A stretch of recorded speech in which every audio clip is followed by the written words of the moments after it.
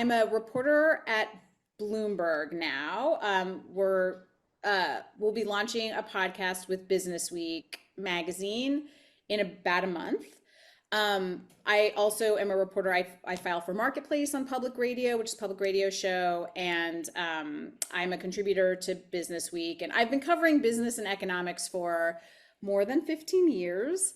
But I do not have a background in business at all. Like, you guys will have more of a background than I did. I was like a literature major. I wanted to be an arts reporter. That's the job that I wanted. I wanted to like go review plays and art exhibits and stuff. But I really loved radio. And it's hard to, like, at the time it was pre-podcast when I graduated. And so radio was just this tiny world. And so any job you could get in radio, you just took it. And so I got offered a job at Marketplace working on the overnight shift, on the graveyard shift, with the host of the morning show. Because like in radio, the shows with the most listeners are always the morning shows, but it means you have to work all night. So it was actually a great opportunity, but no one ever wants to do that job because those hours are terrible and they mess with you a lot.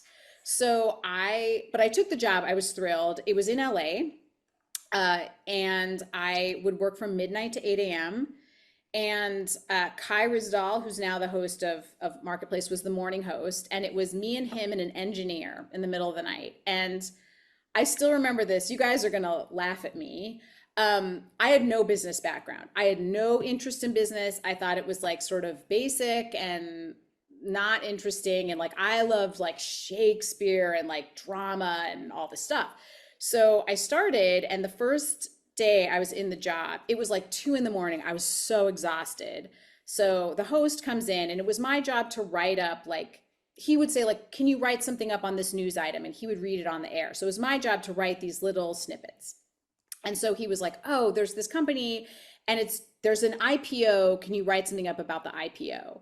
And I was like, okay. And I turned around to my computer and I had no idea what any of those words meant. And I typed in EYEPOO. I was like, IPO. And so then I was so tired though that I like didn't have much energy and like nothing was coming up. So I was like, what is an IPO? And I could see his face. He was just like, oh no, like who is this person that I'm counting on in the middle of the night? And he was like, it's an initial public offering. And I was like, oh, okay. I had no idea what that meant either. And I turned around and I was like gonna type it into Google. And then I just was so tired. I turned around and I was like, what's an initial public offering? And he's like, it's like when a company goes public. And I was like, I just kept staring at him and I could see his face, just the horror on his face. And he was like, it is when a company starts selling stock. And I was like, oh, okay. Like that I did understand. But I really fell in love with business and economics because right as I was starting out, the housing crisis happened. The 2008 housing crisis happened. And I was in California, which was really hit so hard by it.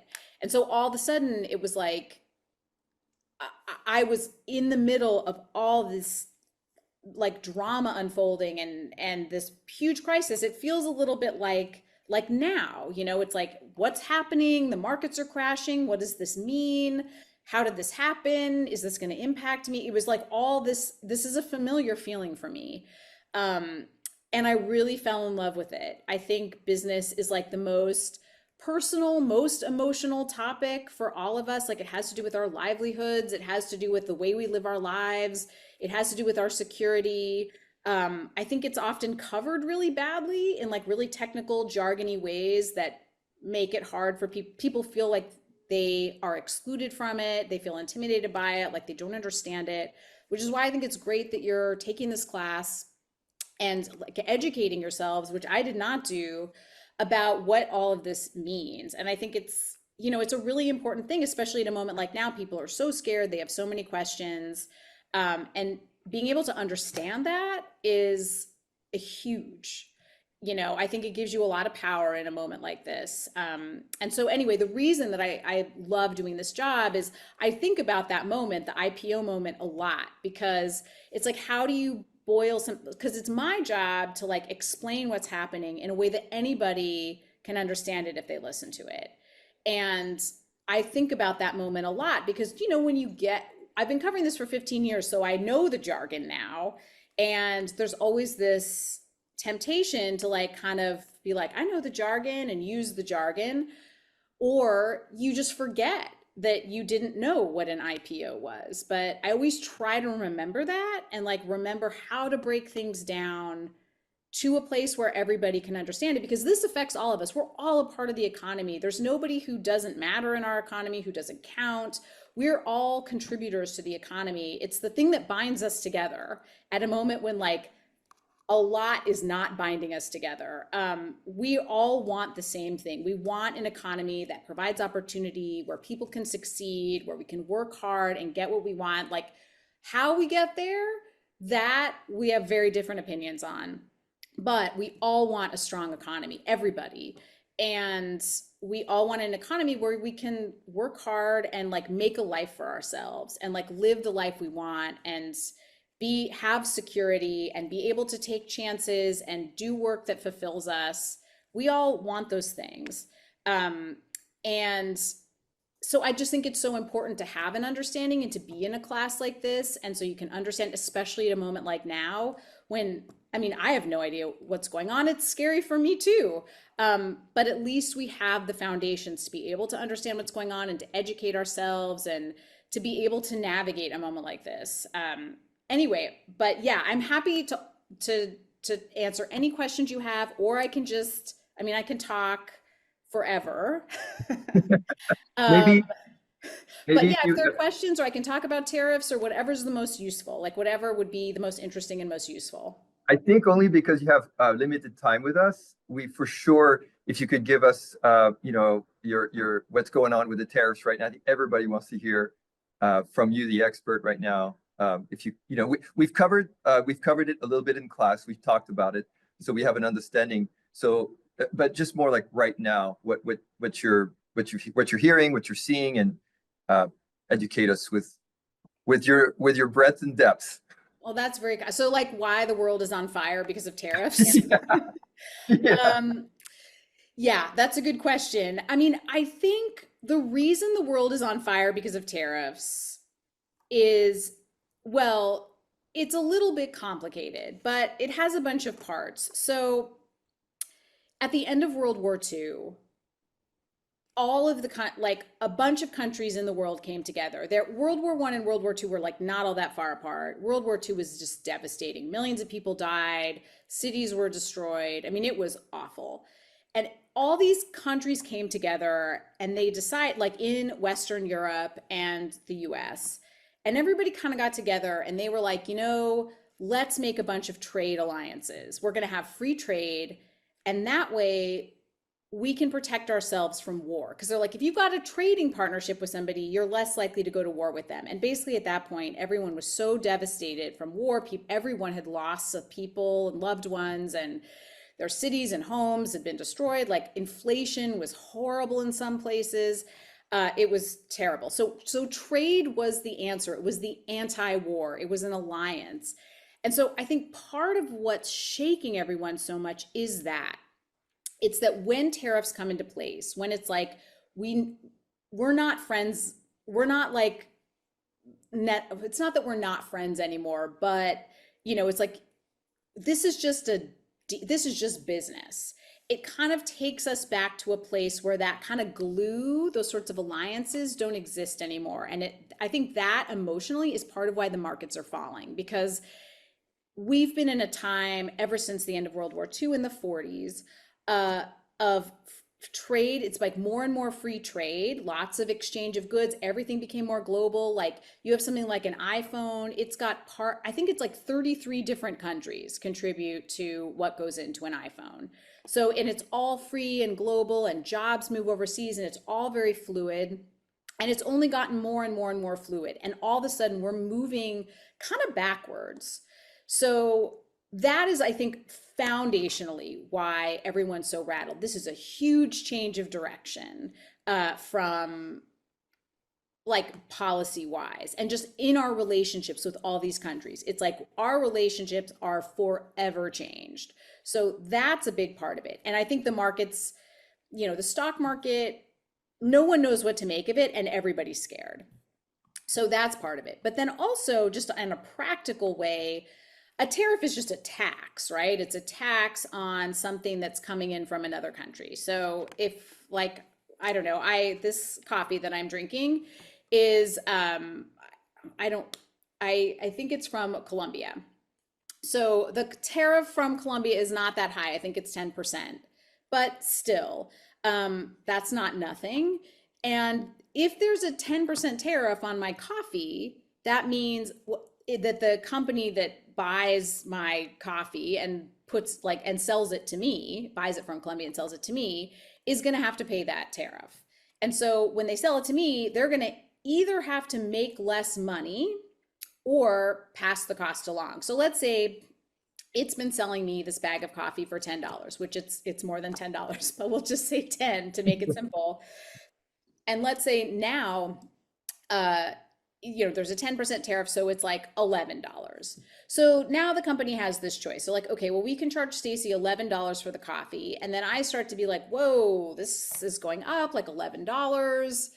A few years ago, this was $7. Now it's 11. This is getting to be a lot. So now I'm like, well, maybe I'll just drink a little less coffee. Like I won't drink coffee until 8 o'clock at night anymore, which I do now.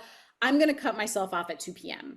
So I'm going to buy less coffee from them. This is the risk. So the company has two choices. They can either pass the cost along to me or they can eat the cost. So if they pass the cost along to me, there's a risk. Maybe I'll be like $11, whatever. I love my coffee. I've got plenty of money. It's fine. But for a lot of people, like prices have been going up for a long time now. We're all pretty price sensitive, like we're all pretty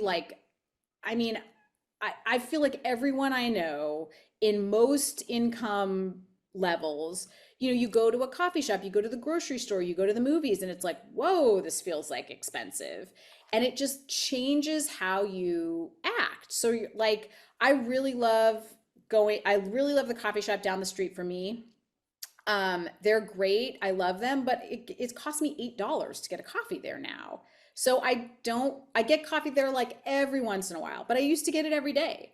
And so if they raise the prices, there's a risk that people are going to buy less. I'm going to drink less coffee, buy less coffee. So then that company's making less money. If it's making less money, it can't expand as quickly.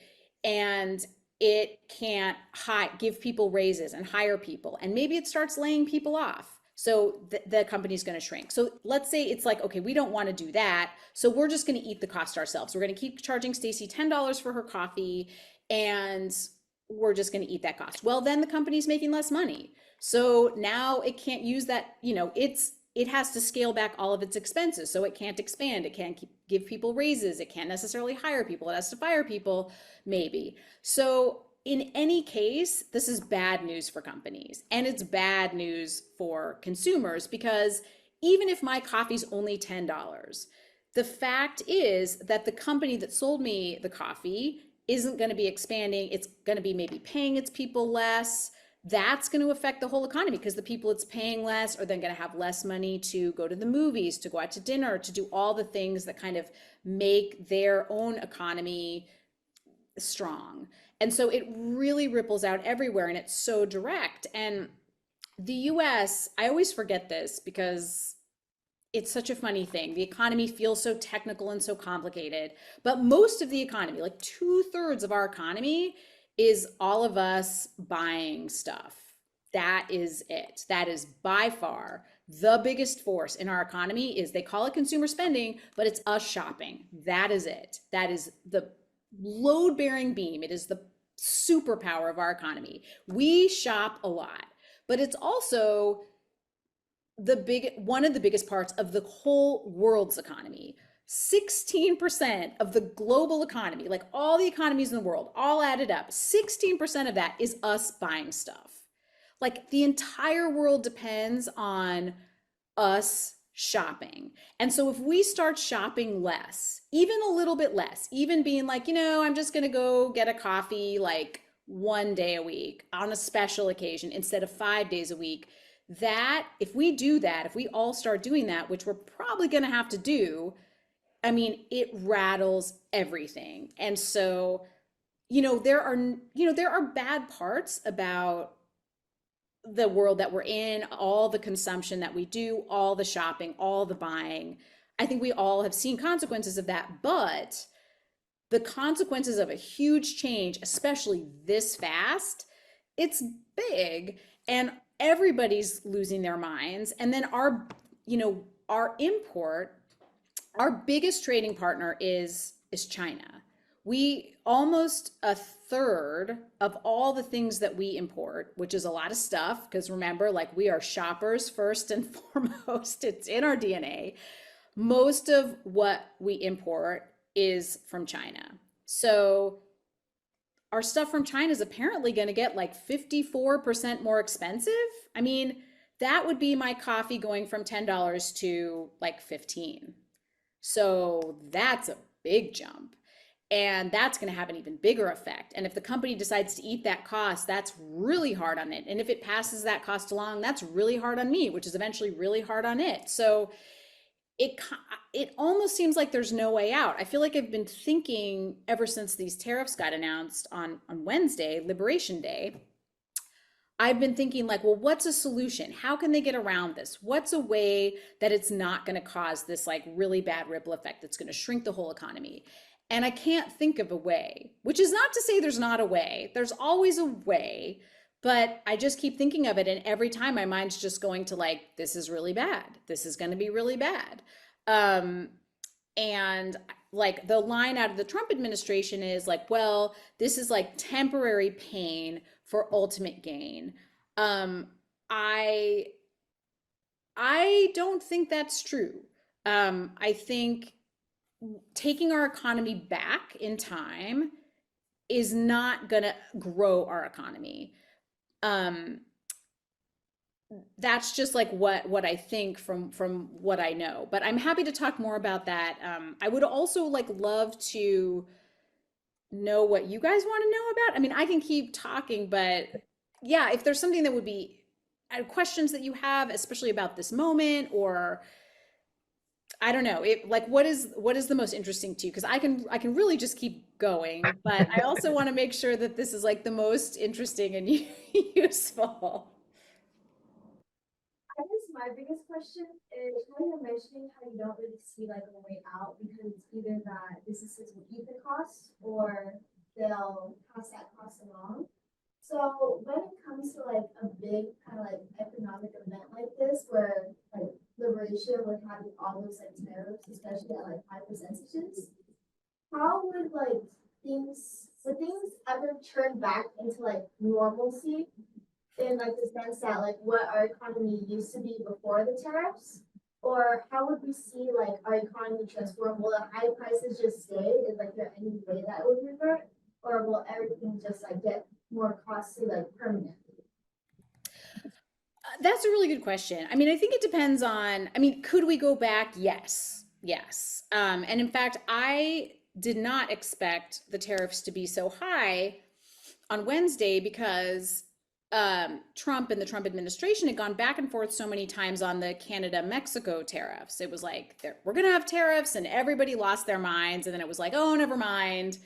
And if it's a never mind situation, will things get more expensive? Maybe a little bit, because companies are rattled, like they're worried. So they might be like, the coffee company might be like, okay, so whatever, the 20% tariff isn't in place, so I don't have to charge $12 for my coffee, but maybe I'll charge 11 in case the tariffs go into, like, you see companies start to like protect themselves a little bit they call it like pricing in the uncertainty. But basically they're like, ooh, this is like a lot of drama, and if he actually goes through with this could be bad, so let's just give ourselves a little cushion.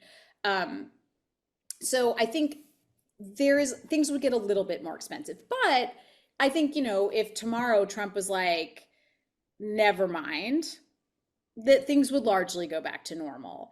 Um, as far as will things forever be more expensive? Yeah, I think so. I mean, and the worst part is, I hate this. I hate to say this. I hate that this is a thing, but you don't want prices to go down. When prices go down in an economy, it is terrible. It's called deflation. And it sounds like, as a person, like, this sounds amazing. I want prices to go down. I want my coffee at my cafe to go back to being like 4.70, which is what it used to be, until now somehow it's like almost $8. I want it to go back. But what happens is, when prices start to decrease, people stop buying things because, let's say there's like a shirt you want to buy, and it's like a really nice shirt and it's $100. And then you go back to the store and you're like, I don't quite have $100, but I love this shirt. So you go to check on the shirt and now it's like marked down, it's $90. And you're like, okay, well, maybe I'm going to go get my $90 together. And then you come back the following week and it's been marked down to $80. So then you're like, wait, I'm just going to wait. I'm not going to buy this shirt because, and then you go back the next week and it's $70. And you're like, I'm going to wait. I'm not buying anything. This is what happens when prices start to fall. Nobody buys anything. Everybody waits. That's why an economy like cools down and like seizes up. Whereas like inflation, as horrible as it is actually better. Which is like, I hate saying this. I hate that this is true, but it is kind of true. So when prices are going up, if you go to see this shirt and you're like, I love this shirt, it's, $90. This is a real stretch for me. And you go back the next week and it's $100, and you go back the next week and it's 110. You're like, well, if I don't buy it now, it's just going to get more expensive. So that makes consumers buy things. It causes bad cycles of its own, but it's better than prices falling. Sometimes economics, it's like the thing that is in your interest as a human being is like bad for the economy, and the thing that's good for the economy is like bad for you as a person. I feel like the economy is like our frenemy. Like, we need it. We're kind of like us, like sometimes our interests align, but not always. We're like frenemies, like the friends in White Lotus. I don't know if you guys have been watching White Lotus, but the friends in White Lotus and their weird, mean relationship where they kind of all want to see each other fail, that is like us and the economy. So regarding the current job markets and economic shifts, what industries or roles do you think offer the most promising opportunities for recent grads, especially women, trying to build power and stability? That is an excellent question. Um, I think, I mean, in one thing I'll say is, in moments of instability, there's always opportunity. In all the chaos, when things are changing this fast, there's always opportunity in there. Like, things get disrupted, it can be very harmful, but I think you all are in a good position. And I know it might not feel like it, but you have a lot of knowledge of like technology, like your level of comfort with like technology that a lot of us are like less comfortable with, things like especially AI, but also like, social media, things like that. Like, you're very tapped in to technology and the culture. That is a huge advantage. Also, you're very flexible. Like, if someone is trying to get a new job and they are, let's say, 55, they are probably like gonna want a really high salary and a lot of benefits, and they're gonna need a lot of training if it's a new job that requires new skills.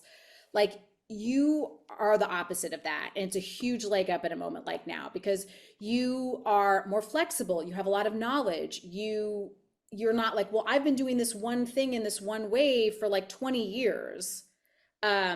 And that's the position that like I'm in. So I'm like less flexible than someone who's coming in and it can be like, I'm pretty open. Like, I'd like to do a job like this, but like, what do you need? So it gives you a huge leg up. So I would say that any job that like any job which is going to appreciate that is a huge opportunity. As far as like what's going to be affected versus not, I mean, I don't know. Things are still settling down so much. but women tend to work in the service sector a lot more than like making stuff, than like, manufacturing and things like that. Um, there may be manufacturing jobs that come up as a result of this, right? Like if all the imports are getting more expensive, it may help there be more US factories and things like that. Um, but I think I think this will probably be easier on the service sector. That's things like, you know, hospitality, I don't know, everything from like haircuts to like working in a restaurant to creating content. Like that's all the service economy. You're not like making a product. You're working with customers in some way.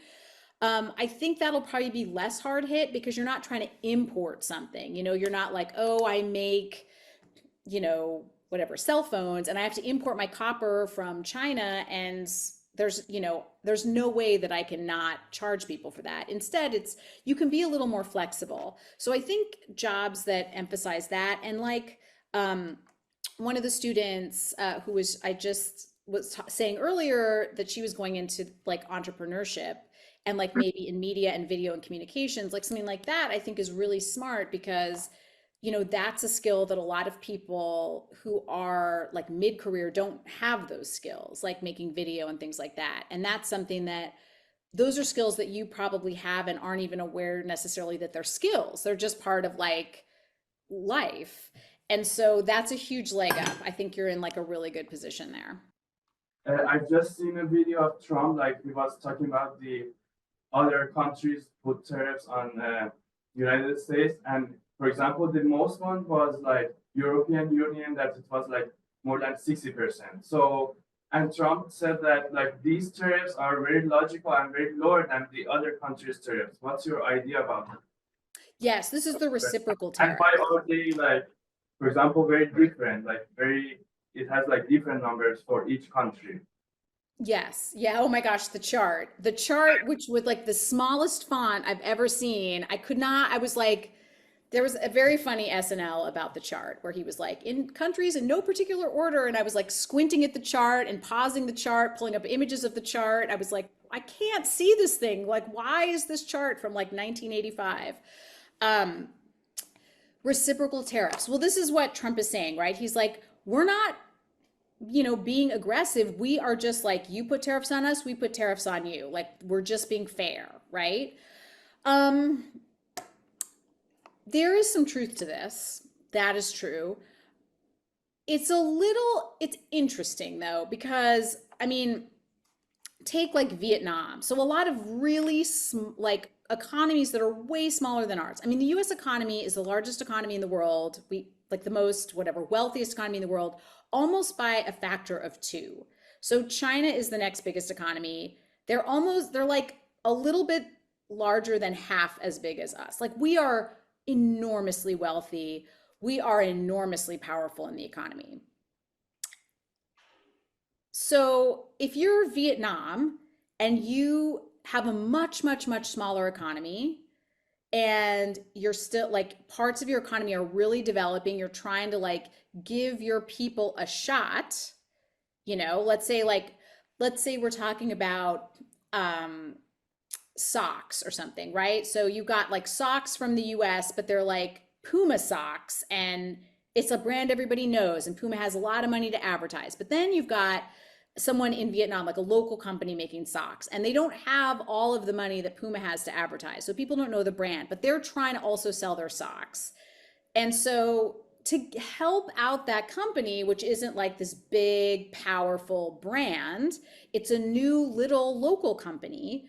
Vietnam might put tariffs on American socks to give its people a leg up. I mean, is that Vietnam like kicking sand into the face of America? Like, I would argue it's a smaller economy, which is trying to give its people a shot against the juggernaut that is the American economy and all these super powerful brands that have this advantage. Even if, let's say, the Puma socks are a little more expensive, if you're like in the market for socks in Vietnam, you're going to be like, oh, people will see this brand and they'll like know that I'm you know, I can buy Puma socks, and there's like a cachet there that, you know, Puma has spent millions and millions and millions of dollars making that their brand cool. And this new little company doesn't have that. Like a lot of these countries aren't necessarily putting tariffs on the US because they're like, ha ha, like we're getting away with murder. It's like these are much smaller economies who are trying to grow, and they're using tariffs to do that. In some cases, you know, there are things that are slightly unfair, but like we're doing really well, you know? I mean, it's like it would be sort of, you know, it's sort of like what happens when, you know, let's say you've got like a huge artist, right? Like let's say you've got like whatever, Taylor Swift, and she records a song, and someone, and then and there's some little artist in whatever, Canada, who records a song, and like maybe and she sues them and says like, you took a lyric of mine. And it's like, is Taylor Swift right? Like, okay, maybe let's say she is, but also like she has all this power and all this money, and she might have a legal case, but also it's like, yeah, but this person who just like recorded a YouTube video in Canada, like, okay, well, maybe this isn't entirely fair, but like, you're doing okay. I feel a little bit like that. But so there are a lot of tariffs in place against the US. Other countries have put a lot of tariffs in place against the US because the US is such a force. Like our brands are so powerful. They have so much money. We just have so much money. We're like the Taylor Swift of economies. And, you know, you've got some starting out artist, and it's, you know, it's not quite a fair playing field, is what I would say to that. But he's right. I mean, other countries are putting tariffs in place on American products. It's true. I just have to bring it up just because I would like to add, you know, some levity to my classes. So tell us why the penguins deserve a tariff. This is my favorite story about the tariffs.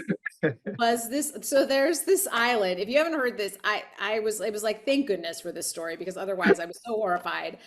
Apparently, one of the islands that Trump put a tariff on is an island off of Australia that does not have any people living on it. It just has penguins living on it.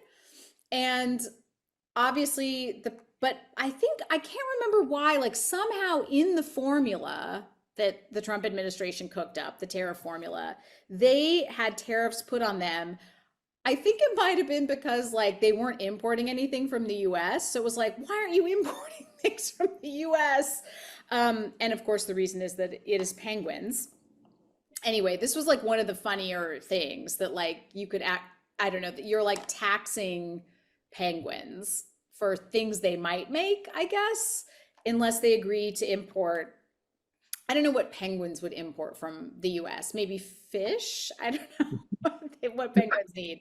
But yeah, this is like one of these things where like we've put a tax on products from a place that has no people living on it.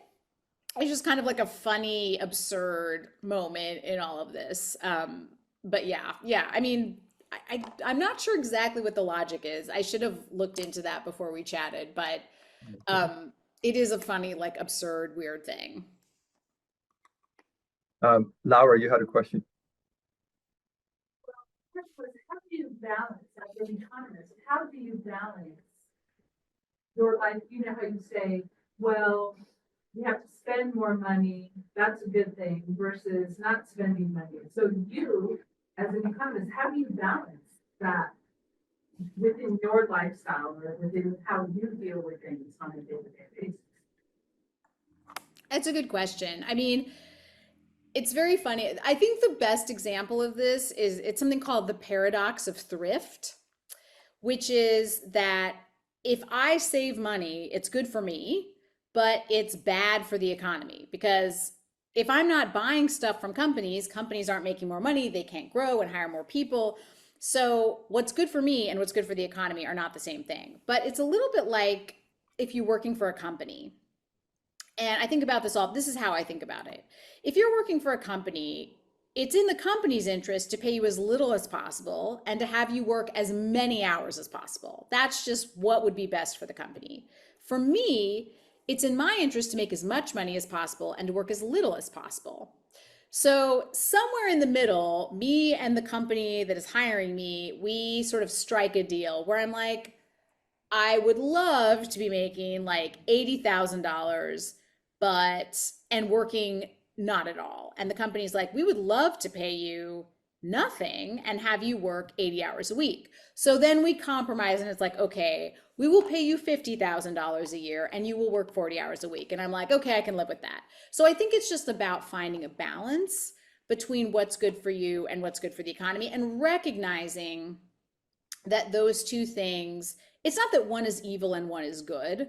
It's just that like in any negotiation with any other person or entity or whatever, what's the best thing for you and what's the best thing for them is not going to be the same thing, but there can be a middle ground. I mean, honestly, tariffs is a really good example of this. Like, what's best for the US is if French wine costs $1 million in the store, because then everyone's going to buy California wine.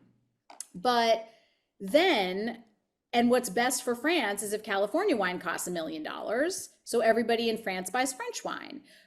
But the French want to sell wine to the US and California wants to sell wine to France, so they find a middle ground. They're like, okay, like we're going to charge like a little bit more for French wine, but it'll still be there. And the French are like, okay, well, we're going to charge a little bit more for California wine, but it's still going to be in the store. So like no one's over the moon. No one got everything they wanted, but it was kind of like a compromise. And I think this is actually a really powerful point. Like, I think what happened was Trump was like, we're doing what's best for us, end of story. And at least that's the message. We don't know how it's going to play out, and I think that's kind of like incredibly disruptive, because it's basically like a company coming that you're working for coming to you and being like, we're going to pay you $10 a day or you're fired. And you're like, whoa, it's like, so that's apparent, like kind of very appropriately, since Trump is known for you're fired, kind of what he did to all these countries that we trade with, including our most important trading partners. And, yeah. So that's kind of how I always think about it. I always just think about it as like, we're always in negotiation. There's always a balance. There's always a balance. So I'm currently reading your book, Machiavelli for Women, and it has affirmed a lot of my personal experiences in workspaces. While it was a bit triggering to relive those moments, it's also like really empowering to see them named and know I'm not alone in operating through those challenges. With that in mind, I'd love to ask if you'd be open to mentoring me as I navigate my own journey in business law, finance, and real estate. I feel like your insights really resonate with me, and I'd be honored to learn from you. Yeah, of course. I mean, anyone on like in this class and on this call, like I'm very happy to be a resource. Like I hope you consider me a resource. Um, and I'm really glad the book spoke with you, Clea. And Mhm. right now is, I mean, the sort of like weird attack on DEI and being blamed for everything. And this idea that the problem with the economy is that we have stopped, it's not merit-based anymore. It's like just about inclusion and like making sure everybody is treated equally. I mean, the numbers don't show that, quite simply. There is a pay gap that is pretty, there is a pay gap for like a gender race pay gap. There are all kinds, like if you just look at the data, just focus on the data, the workplace is not fair at all. There's all kinds of discrimination against women, against like LGBTQ, against like people of color. Like it's just, our economy is not fair. You don't get paid the same. You don't get the same kind of job opportunities. You get the same kind of promotions. You don't get looked at the same way. It doesn't mean that there aren't opportunities and that you can't navigate that. I mean, we all have to navigate it, right? I mean, there's no workplace, even if you are a white cisgender man, like even if you're all the things, I don't think the workplace is easy. I don't think navigating a career is easy for anyone, or fair. I think everyone experiences injustice in the workplace and all of that, but it's just very systemic in certain cases. And you can see it. It shows up in the data. We're seeing it in the data now. It just isn't. I mean, 95% of CEOs are 80% male and 90% white. And the numbers actually, like, the wealthier the company, the whiter and more male the CEOs get. I mean, so you can't really blame DEI for this state of the economy, but I think we're not in a moment of data, we're in a moment of emotion. And the workplace is also, like, not always a place of data and logic. It's often a place of emotion. We're humans, we're emotional beings. And so I think that's a really important thing to remember about business and economics. And I think one of the things that I have loved about covering business and economics is that I realized that, like, people cover it like it's so, it's numbers, it's jargon, it's charts, it's, markets plunging and surging, and it's not. It's our lives. Like, it's how we spend a lot of our time. It's how we earn our living. It's how we support our families. This is emotional stuff. And, like, in a moment like now in the economy, like, yes, it's tariffs and it's taxes, but it's like how much we're going to be paying for groceries, like what our retirement's going to look like, how much we get paid, if we're able to get a job, if we're going to get laid off. Like, it's very personal. This stuff is very personal, very fast. And so finding a way to navigate it, finding any tools that you can to navigate, especially a moment like this when there's so much fear and all that, is really important. And I think, Kalia, like, speaking up and, like, asking for what you want in, like, such a charming way is really, like, that's a really powerful thing to do. Just, like, speak up for yourself, ask for what you want. The answer might be no, that's okay. Just, like, sort of recognizing opportunities when they come up and taking them. And I mean, we don't have control over what Trump does with tariffs or what the stock market does, but we have to navigate within that. And all these businesses across the country are also trying to do the same thing, whether it's, like, whatever, Apple, some huge company, or a little company, like a little coffee shop on the corner. Like, they're all navigating all this stuff too, and so are we. And so I do think, like, the thing that ties all of this together is, like, we're all just trying to navigate this, and, like, any knowledge that you have from a class like this, or, just, like, data that you're able to gather, it's power. It gives you power in a situation where there's a lot we don't have control over, but you can have control over some stuff, and that can be, if you can focus on that, which is hard. It's hard to not be like, how can Trump do this? Like, this is going to mean X, Y, and Z, or, like, how could Biden do this? Whatever it is. There's a lot of power that we do have. And so, like, a class like this where you can, like, learn things and navigate, I don't know, I think it can be really, really helpful.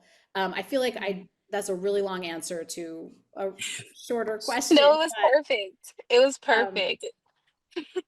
I'm glad. And yeah, I'm happy to, Thierry, like, please feel free to share my email with your students. And I'd be, very happy to answer emails, to have a conversation, or whatever questions you have. I remember very well what it was like starting out. I was from Idaho, applying to 1 million journalism jobs. I got so many rejections. I was living above my parents' garage. I was working for a publication called Idaho Weddings. Like, I remember just being like, I don't know. Like, I remember that feeling so well of just, like, I'm ready to work hard. I just don't, like, no one will let me do it.